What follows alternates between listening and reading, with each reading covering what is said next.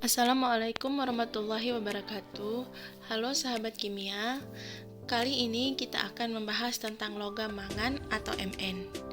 Yang pertama kita bahas adalah pengertian logam mangan atau Mn. Mangan adalah unsur kimia dalam tabel periodik yang memiliki lambang Mn dan nomor atom 25. Mangan berupa logam transisi yang berwarna perak metalik.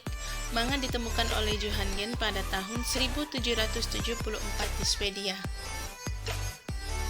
Logam mangan berwarna putih keabu-abuan. Mangan termasuk logam berat dan sangat rapuh, tetapi mudah teroksidasi. Logam dan ion mangan bersifat paramagnetik. Hal ini dapat dilihat dari orbital D yang terisi penuh pada konfigurasi elektron. Mangan memiliki isotop stabil yaitu 55 Mn. Mangan termasuk golongan transisi, memiliki titik lebur yang tinggi, kira-kira 1250 derajat Celcius. Dia bereaksi dengan air hangat membentuk mangan 2, hidroksida dan hidrogen. Mangan cukup elektropositif dan mudah larut dalam asam, tetapi bukan pengoksidasi. Selain titik cairnya yang tinggi, daya hantar listrik juga merupakan sifat-sifat mangan yang lainnya. Selain itu, mangan memiliki kekerasan yang sedang akibat dari cepat tersedianya elektron dan orbital untuk membentuk ikatan logam. Mangan membuat sampai sekitar 1000 ppm atau setara dengan 0,0% dari kerak bumi, sehingga dia termasuk ke-12 unsur yang paling berlimpah di bumi. Tanah mengandung mangan sekitar 7-9 ppm, rata-rata 440 ppm. Air laut yang hanya 10 ppm mangan. Air laut hanya 10 ppm. Mangan dalam suasana asam, suasana mengandung 0,01 mg per m3 m kubik. Mangan terjadi terutama sebagai pirolusita atau MnO2, brownita atau Mn2O3, psilomelana, BH2O, Mn5O10, dan ke tingkat yang lebih rendah sebagai dorosita, MnCO3. Pirolusita biji mangan atau MnO2 merupakan bentuk mangan yang paling penting dan tersedia di alam. Lebih dari 80% dari sumber daya biji besi tanah yang berisi mangan. Dunia dikenal dan ditemukan di Afrika Selatan dan Ukraina. Endapan mangan penting lainnya berada di Australia, India, Cina, Gabon, dan Brazil.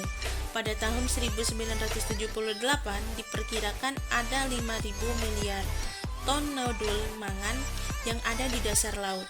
Usaha-usaha untuk menemukan ekonomis nodul mangan panen ditinggalkan pada tahun 1970-an. Kemudian selanjutnya adalah sifat-sifat logam mangan. Yang pertama yaitu sifat fisik. Nah, mangan merupakan unsur yang dalam keadaan normal memiliki bentuk padat. Massa jenis mangan pada suhu kamar yaitu sekitar 7,21 gram per cm kubik. Sedangkan massa jenis cair pada titik lebur sekitar 5,95 gram per cm kubik. Titik leburnya mangan sekitar 1519 derajat Celcius. Sedangkan pada titik didih mangan ada pada suhu 2061 derajat Celcius. Kapasitas kalor pada suhu ruangan adalah sekitar 26,32 Joule per mol Kelvin. Kemudian sifat kimianya. Yang pertama adalah reaksi dengan air. Mangan bereaksi dengan air dapat berubah menjadi basa secara perlahan dan gas hidrogen yang akan dibebaskan sesuai dengan reaksi. Reaksinya adalah Mn plus 2H2O menghasilkan MnOH2 plus H2. Kemudian reaksi dengan udara. Logam mangan yang terbakar di udara sesuai dengan reaksi yaitu 3Mn plus 2O2 menghasilkan Mn3O4. Kemudian 3Mn plus N2 menghasilkan Mn3N2. Reaksi dengan halogen. Mangan bereaksi dengan halogen membentuk mangan 2 halida. Reaksinya adalah Mn plus Cl2 menghasilkan MnCl2. Kemudian Mn plus Br2 menghasilkan MnBr2. Kemudian Mn plus I2 menghasilkan MnI2. Kemudian Mn plus V2 menghasilkan MnF2.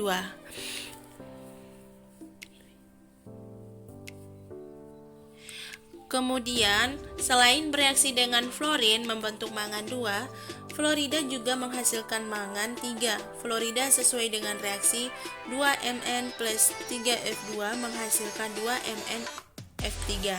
Reaksi dengan asam. Logam mangan bereaksi dengan asam. Asam encer secara cepat menghasilkan gas hidrogen sesuai dengan reaksi Mn plus H2SO4 menghasilkan Mn2 plus SO4 plus H2. Kemudian, manfaat dan penggunaan mangan. Prospek market. Mangan sangat beruntung pada industri baja dunia. Saat ini 90% produksi mangan masih dikonsumsi industri baja, dan untuk keperluan ini biasanya digunakan campuran besi mangan, yaitu ferromangan. Ferromangan diproduksi dengan mereduksi karbon. Biji mangan yang paling utama adalah pirolisit MnO2. Mangan merupakan salah satu produk pertambangan dengan kegunaan luar biasa. Komoditi yang termasuk dalam kelompok 12 mineral di kulit bumi menjadi bahan baku yang tidak tergantikan di industri dunia. Ferromangan dan silikon mangan merupakan dua bentuk mangan yang banyak digunakan di industri baja. Mangan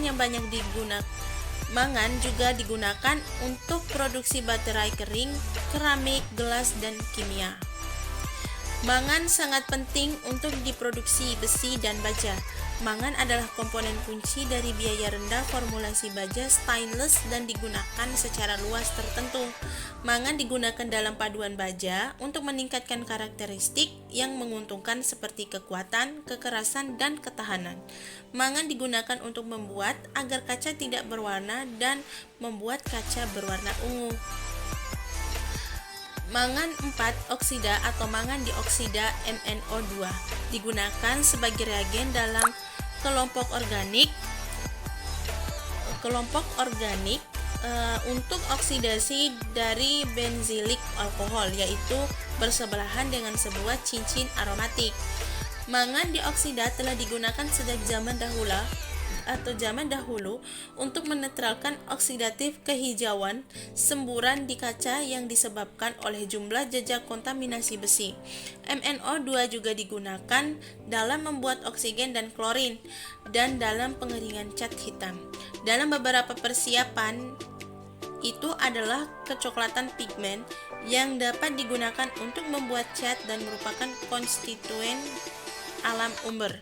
Mangan 4 oksida digunakan dalam jenis asli sel kering, baterai sebagai akseptor elektron dari seng, dan merupakan bahan kehitaman yang ditemukan saat membuat seng. Karbon jenis sel center. Mangan dioksida yang direduksi ke mangan oksida hidroksida MnOOH selama pemakaian mencegah pembentukan hidrogen pada anoda baterai. Mangan juga penting dalam fotosintesis oksigen evolusi dan kloroplas pada tumbuhan. Kemudian, kesehatan, keamanan, dan keselamatan mangan. Mangan adalah senyawa yang sangat umum yang dapat ditemukan di mana-mana. Mangan adalah salah satu dari 3 elemen penting yang beracun. Mangan yang berarti bahwa tidak hanya perlu bagi manusia untuk bertahan hidup, tetapi juga beracun jika terlalu tinggi di konsentrasi hadir dalam tubuh manusia. Pengambilan mangan oleh manusia terutama terjadi melalui makanan seperti bayam, teh, dan rempah-rempah.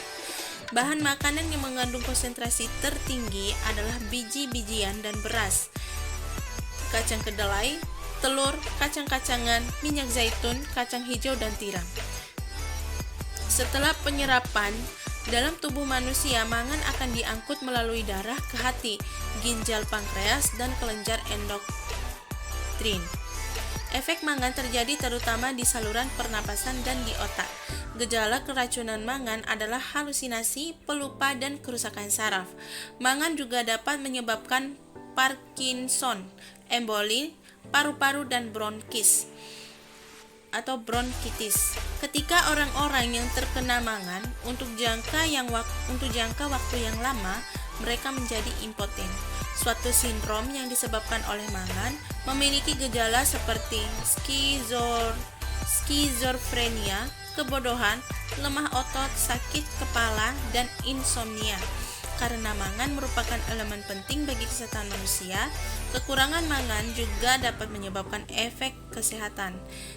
Ada beberapa dari efek dari kekurangan mangan, yaitu kegemukan, glukosa intoleransi, darah pembekuan, masalah kulit, menurunkan kadar kolesterol, gangguan skeleton, kelahiran cacat, perubahan warna rambut, gejala neurologika.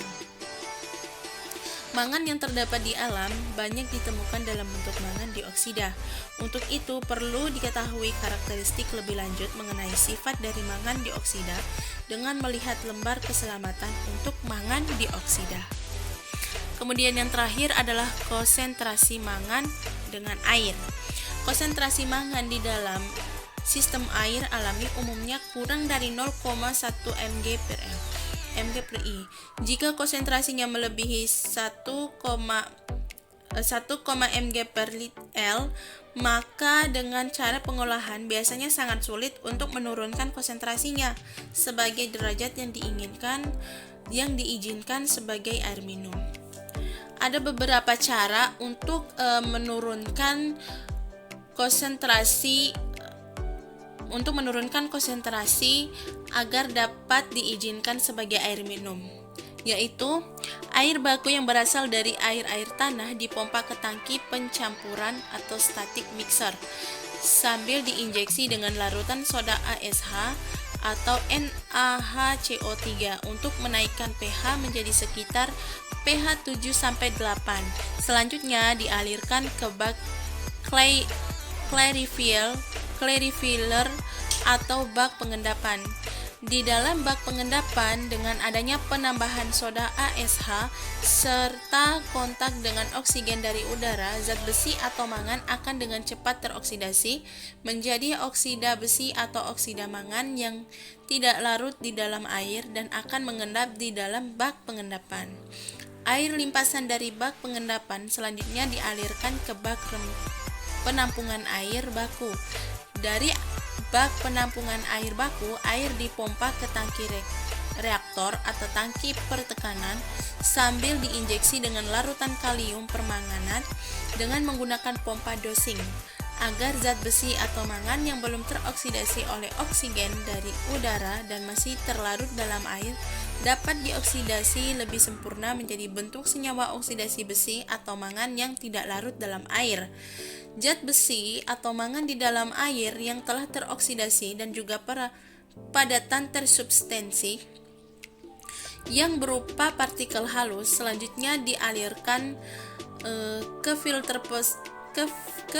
pasir atau sand filter. Air yang keluar dari saringan pasir selanjutnya dialirkan ke filter dengan adanya filter mangan zeolit ini.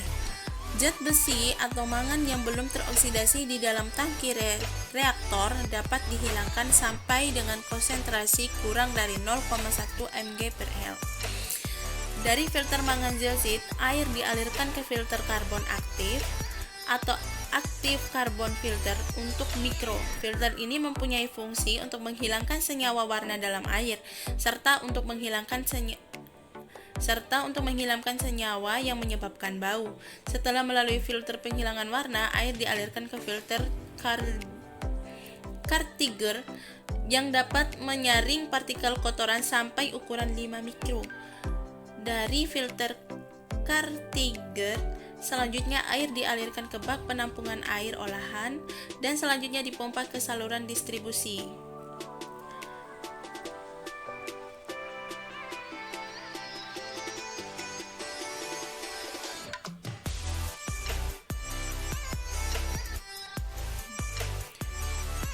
Sehingga selain dapat mengoksidasi zat besi atau mangan, juga dapat berfungsi sebagai pembunuh kuman. Tetapi jika pembunuhannya yang berlebihan, maka air olahan akan berbau kaporit yang kurang disenangi oleh masyarakat. Di dalam proses kalium permanganan filtrasi dengan manangan zeolit pada bahan kimia yang digunakan yakni larutan kalium permanganan 5-10%. Kalium permanganan adalah juga merupakan oksidator kuat, berwarna merah keunguan dan tidak berbau. Jika pembumbuhan kalium permanganan berlebihan, maka air olahan akan berwarna kemerahan. Sekian penjelasan dari saya tentang logam mangan atau Mn. Lebih dan kurangnya saya mohon maaf. Wabillahi taufiq wal hidayah. Wassalamualaikum warahmatullahi wabarakatuh.